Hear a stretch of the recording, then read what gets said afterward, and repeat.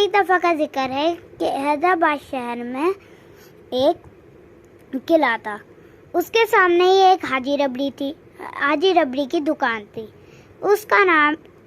उसका नाम ही था हाजी रबड़ी। वो उसकी हाजी रबड़ी इतनी मशहूर थी कि दूर दूर से लोग उसकी हाजी रबड़ी लेने आते थे।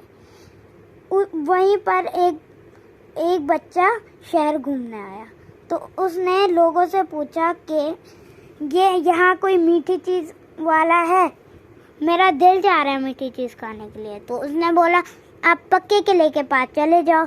पक्के किले के पास आपको एक रबड़ी की दुकान मिलेगी, वहाँ से आप वो रबड़ी खा सकते हो। रबड़ी होती मीठी है।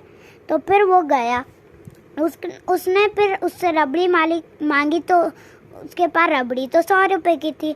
फिर उस लड़के ने अपनी जेब में पैसे देखे, तो उसके पास पैसे तो 50 रुपए थे।